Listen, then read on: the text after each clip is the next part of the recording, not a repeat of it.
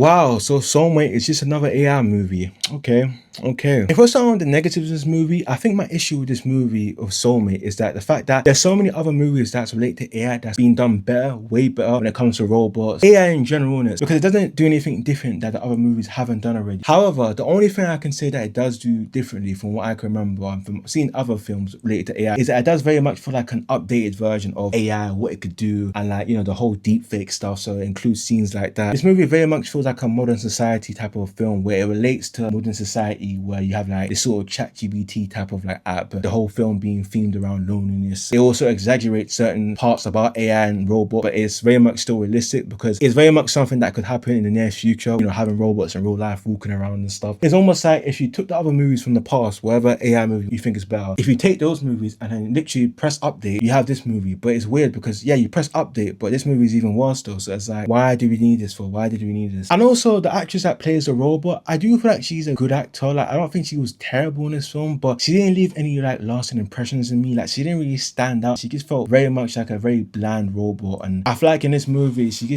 her character in general, it's not a character I'm ever gonna remember. She bleeds into like the film. She doesn't really stand out from the film. It takes away from the film because it's like she's meant to be the highlight of the film. I don't know, man. I just wasn't feeling anything from her. Maybe because she wasn't as ruthless as I would have liked her to be, maybe. So you have scenes with her, I don't know, I wasn't really digging the scenes with her. Some scenes I liked, some scenes I didn't, but it's just overall, I just feel like her as a character is definitely a character I'm never gonna remember again. But then if we're talking about positive, I do very much think the main actor is very good, like the main guy. He's very much a very good actor. Pretty much from the get-go, the first scene, he shows you a lot without giving you a lot. He's able to show you that this guy's like a lonely guy, he's like upset, something clearly is wrong with him in a bad way. I like that because sometimes you typically have movies where they try to explain everything to you through dialogue, to where they kind of spoon feed you too much to where it just feels unnatural. Whereas in this film, I do feel like they do a good job. I'm not necessarily using a lot of dialogue to portray what's going on, and they kind of get show it through the characters' like facial expressions and I guess their body language. And I also do like the dialogue in this movie. I feel like the characters in this movie, most of the characters at least, very much feel like real characters, real people. I mean, you have characters to me that are somewhat questionable to where I'm just thinking, is this guy on Molly or something? But overall, I didn't have an issue with it. You know, you had the actress that plays Newman from The Boys in this